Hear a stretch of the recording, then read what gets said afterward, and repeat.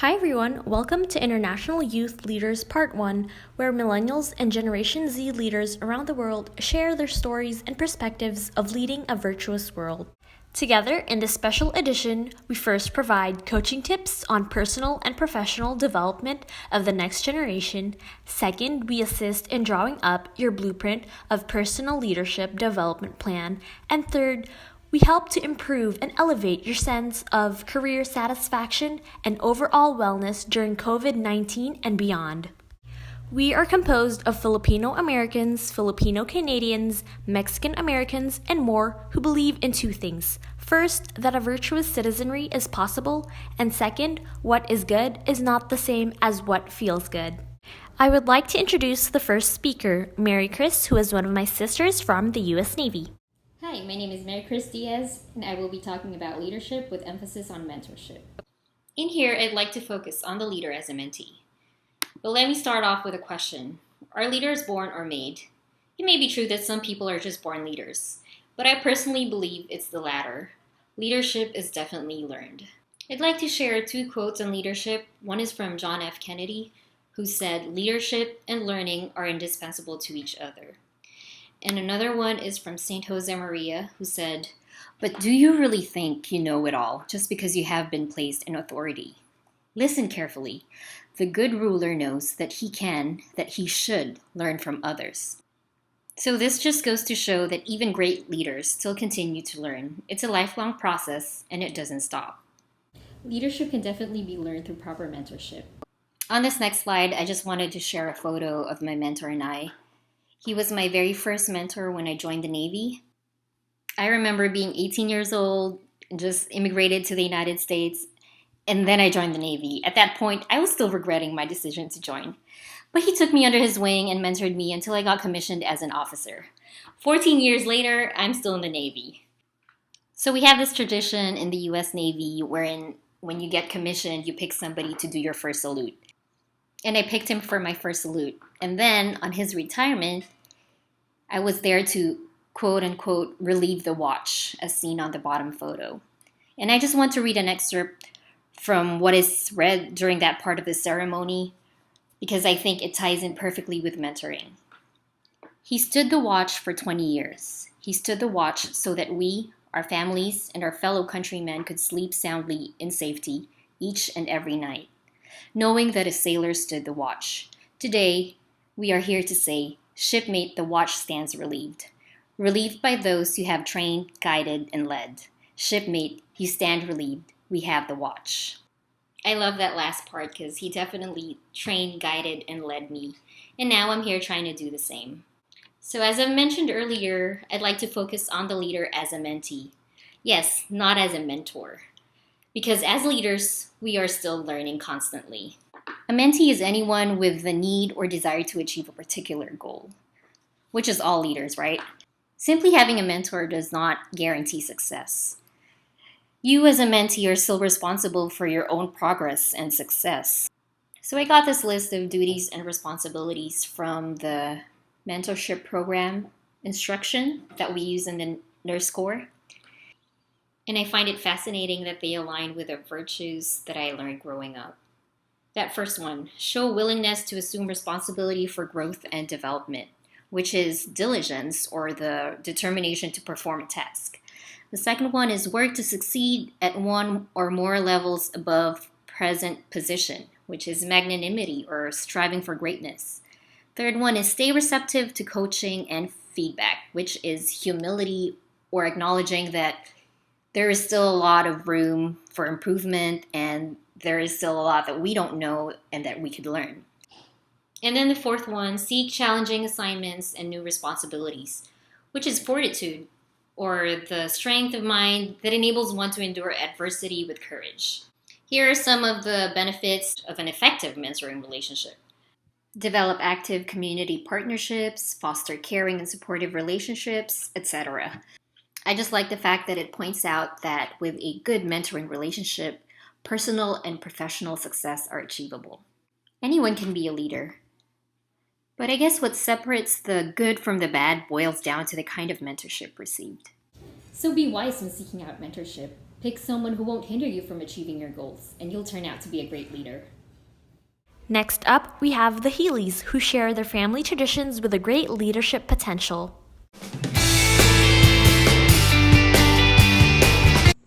Hello, Miss Navy. My name is Jose Healy, and I am part of the Healy family.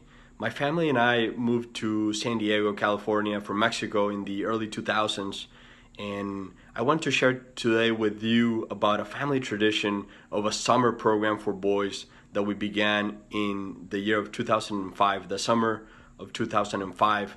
My younger brother and I, as well as my other younger brother, had just come back from a summer program in Mexico, which was focused on developing Christian values, Christian virtues, and becoming a better person. And that summer, I was only 15, my younger brother was 13, and the one after was about 10. And we still had the part of the summer ahead of us, about maybe a month of the summer still to go. And we thought, why don't we do something for boys, like a summer program for boys during that summer, since we had just learned a little bit of how to help run one in Mexico. And so we decided to go for it.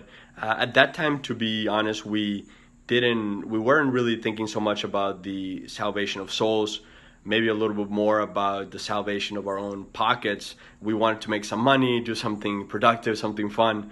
But in that process, as we taught the boys about different virtues such as order, generosity, temperance, self-control, and as we did reading with them, did sports, did arts and crafts, we realized that we were growing ourselves, we were maturing, and we realized that we needed to also improve in those virtues, in those habits, and we took it a lot more seriously.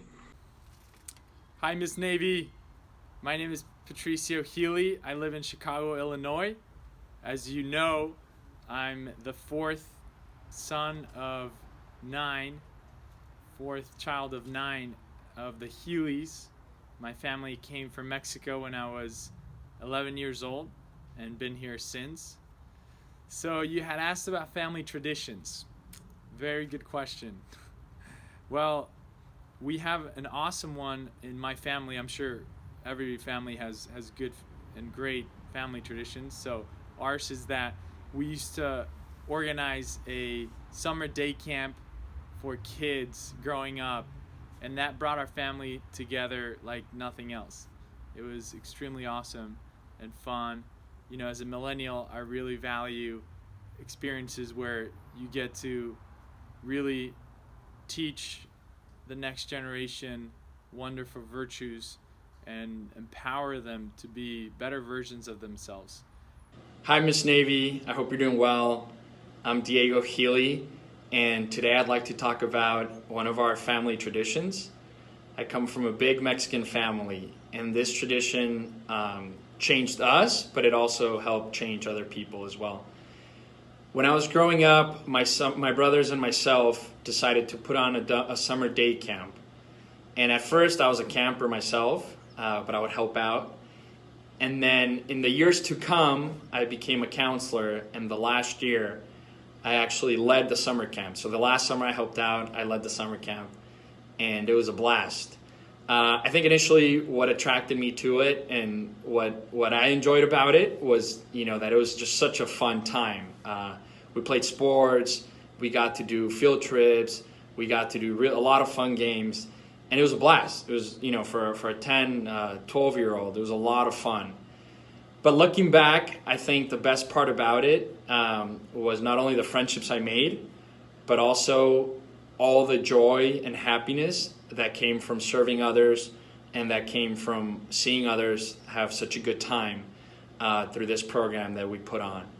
And so I think it was such a beautiful thing, and God definitely used it not only for our own good, but for the good of other families.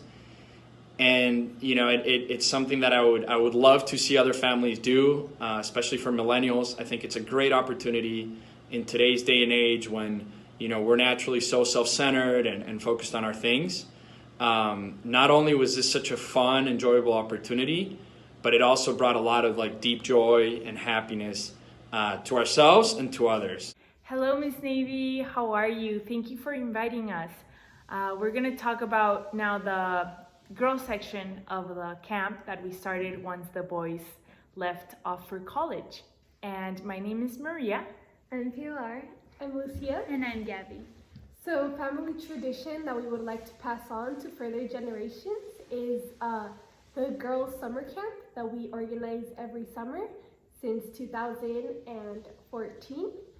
And we always, every summer, we all get together and have meetings to plan out a really fun summer for girls in our neighborhood and in our schools. And Pilar can talk. So we really enjoy doing this because we get out of our comfort zone, we help out the girls, and it makes us very happy doing activities, playing games with them and everything, and having a good friendship with the campers, having one-on-one and teach them virtue, and getting them closer to God, and in every little thing you can offer everything to God, and that's what makes us very happy. The whole point is like having God in your life. And yes. Yeah.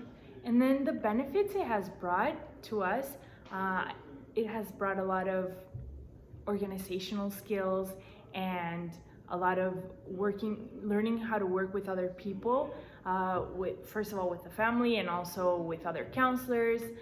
It's also helped us build character and generosity. You know, obviously we had to sacrifice other summer plans just to make sure that the camp was a success.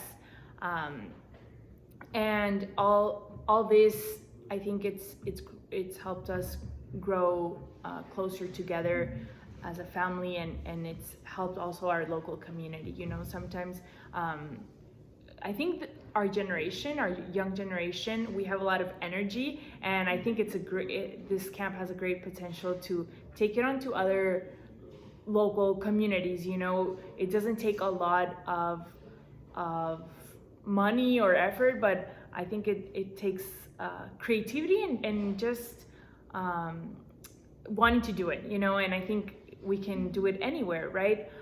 We do it in our home, and then we go to our local park and we invite our friends, and then they tell their friends. So yes, it has a lot of benefits for other families in the area, but I think it's really helped us this year too. So we have a lot of fun at the camps.